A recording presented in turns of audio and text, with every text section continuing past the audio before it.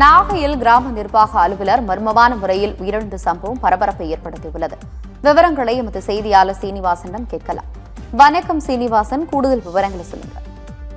வணக்கம் அனுப்பி. அதாவது நாகையில் கிராம நிர்வாக அலுவலர் முகத்தில் இரத்த காயங்களுடன் மர்மமான முறையில் உயிரிழந்துள்ளார். இது கொலையா அல்லது வேறு ஏதேனும் காரணங்கள் உள்ளதா என்ற கோணத்தில் போலீசார் தற்போது விசாரணை மேற்கொண்டு வருகின்றனர். அதாவது நாகப்பட்டினம் மாவட்டம் திருக்கோளை அடுத்த வாழைக்கரை பகுதியை சேர்ந்தவர் ராஜாராமன். இவர் மர்மமான முறையில் உயிரிழந்து கடந்த சம்பவம் நாகையில் பரபரப்பை ஏற்படுத்தியுள்ளது. தற்போது அதாவது காரைக்கால் திருத்தரப்பட்டி தேசிய நெடுஞ்சாலையில் முகம் மற்றும் தலையில் காயங்களுடன் அவர் உயிரிழந்த நிலையில் காணப்பட்டார். இது குறித்து பொதுமக்கள் அளித்த தகவலின் பேரில் வெளிப்பாளையம் காவல்துறையினர் சம்பவ இடத்திற்கு விரைந்து சென்று உடலை கைப்பற்றி உடற்கூறாய்விற்காக ஒரத்தூர் அரசு மருத்துவக் கல்லூரி மருத்துவமனைக்கு அனுப்பி வைத்துள்ளனர்.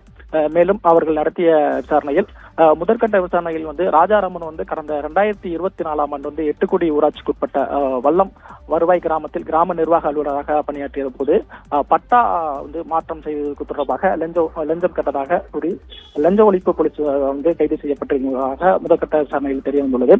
இந்த நிலையில் நேற்று அந்த வழக்கு சம்பந்தமாக விசாரணைக்காக நீதிமன்றத்துக்கு சென்று வந்தவர் இன்று அதிகாலை அவர் உயிரிழந்த நிலையில் காணப்பட்டுள்ளார். இருசக்கர வாகனத்தில் சென்றவர் செல்லூர் கிழக்கு கடற்கரை சாலை அருகே முகத்தில் இரத்த காயங்களுடன் விழுந்து இறந்து கிடந்ததாகவும் இது விபத்தா அல்லது கொலையா என்ற கோணத்தில் போலீசார் பல்வேறு கோணங்களில் தற்போது தீவிரமாக விசாரணை மேற்கொண்டு வருகிறார்கள். ஆனந்தி.